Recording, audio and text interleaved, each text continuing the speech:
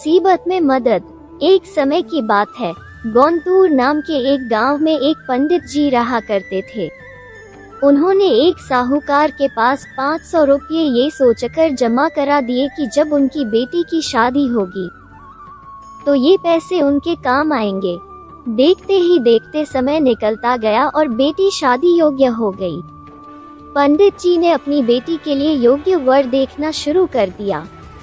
उन्हें अपनी पुत्री के लिए एक लड़का पसंद भी आया, जिसके बाद पंडित जी साहूकार के पास अपने पैसे लेने गए। साहूकार ने उन्हें पैसे देने से इनकार करते हुए कहा, मेरे पास आपने कोई पैसे जमा नहीं कराए। आपके पास क्या सबूत है कि आपने मेरे पास पैसे रखे थे? क्या आपके पास उसका कोई लिखित प्रमाण है? साहूकार की ये बातें सुनकर पंडित जी परेशान हो जाते हैं और वे समझ जाते हैं कि साहूकार ने उनके पैसे हड़प लिए हैं। एक दिन पंडित जी मंदिर से घर लौट रहे थे, तभी उनके दिमाग में विचार आया कि उन्हें उस साहूकार की शिकायत राजा से करनी चाहिए। हो सकता है राजा इस परेशानी का कोई हल निकाल दे। पंडित जी बिना देरी किए राजा से मिलने के लिए पहुंच गए और वहां जाकर उन्होंने अपनी परेशानी राजा के सामने रखी। पंडित जी की बात सुनकर राजा ने कहा कि कल नगर के लिए हमारी सवारी निकलेगी। तुम उस समय उस साहूकार की दुकान के सामने जाकर खड़े हो जाना। राजा की बात सुनकर पंडित जी अपना झोला उठाकर घर को निकल गए। अगले दिन राजा की सवारी निकली। नगर वासियों ने उन्हें फूलों की माला पहनाई व आरती उतारी। पंडित जी राजा के कहे अनुसार उस दुकान के सामने खड़े हो गए।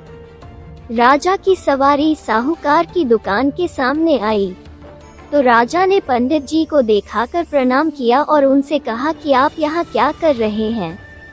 आप हमारे गुरु हैं, आप हमारे साथ बग्घी में चलिए। पंडित के बग्घी में बैठने के बाद साहूकार ने राजा की पूजा की और उन्हें फूलों की माला पहनाई। उसके बाद राजा की बग्घी आगे बढ़ गई। पंडित जी को कुछ दूर आगे जाने के बाद राजा ने बग्घी से उतार दिया और बोला कि मैंने अपना काम कर दिया है, अब आगे देखो क्या होता है। पंडित और राजा के संबंध को देखकर साहूकार सोच में पड़ गया और उसे घबराहट होने लगी कि कहीं पंडित उसकी शिकायत राजा से न कर दे। वो घर जाकर रात भर सो नहीं पाया। सुबह दुकान पर जाकर सबसे पहले साहूकार ने अपने मुनीम को पंडित जी को सह सम्मान दुकान में लाने के लिए कहा। मुनीम पंडित जी को ढूंढने निकल गया। कुछ देर बाद पंडित जी उसे नगर में एक पेड़ की छाव में आराम करते हुए नजर आए। मुनीम ने पंडित जी को कहा कि साहूकार ने उनको दुकान में लेकर आने के लिए भेजा है।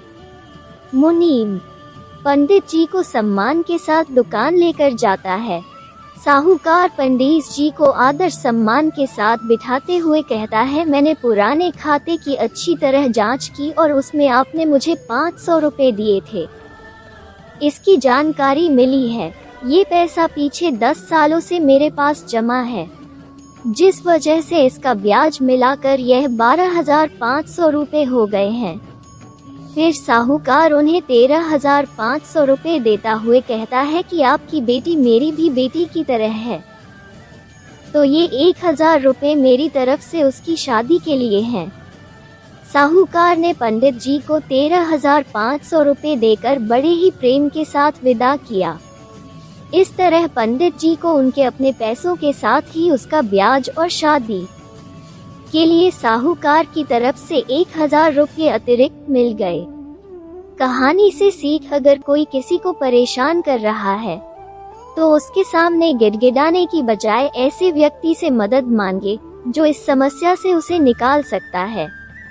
भूखा राजा और गरीब किसान। सालों पहले एक नगर का राजा अपने राज्य में रात को अपना रूप बदलकर घूमता था।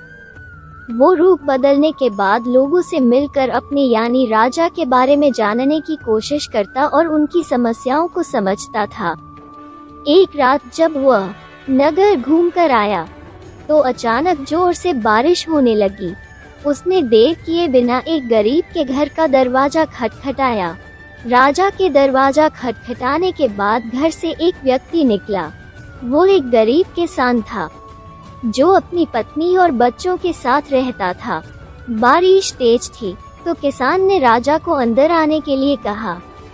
राजा ने घर में जाने के बाद पूछा, क्या आप मुझे कुछ खिला सकते हैं? मुझे बहुत तेज भूख लगी है। वो गरीब किसान और उसका परिवार 3 दिनों से भूखा था और उसके घर में एक भी दाना अन्न का नहीं था। किसान के मन में हुआ कि भले ही हम भूखे हैं, लेकिन अपने अतिथि को यूं भूखा नहीं रख सकते। अब किसान ये सोच सोचकर बेचैन हो गया कि अपने अतिथि का पेट कैसे भरा जाए। तभी उसने घर के सामने वाली दुकान से चावल चुराने की तरकीब सोची। उसने सिर्फ अतिथि के लिए ही 2 मुट्ठी चावल लिया और उसे पकाकर राजा को खिला दिया। तब तक बारिश रुक गई थी और राजा अपने घर चला गया।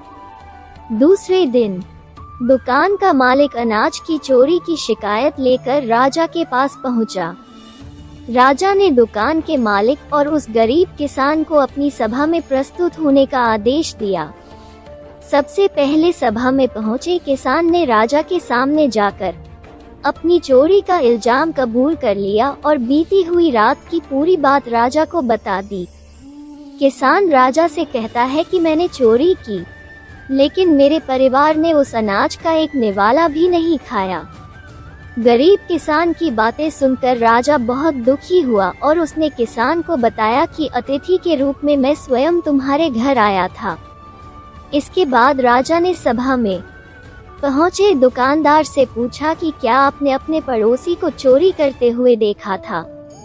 दुकानदार ने जवाब दिया कि हाँ, मैंने इसे रात में चोरी करते हुए देखा था।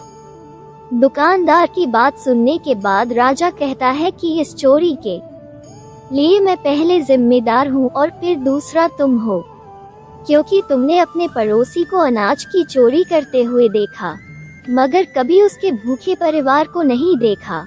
तुम अपने पड़ोसी होने का धर्म बिल्कुल निभा नहीं पाए।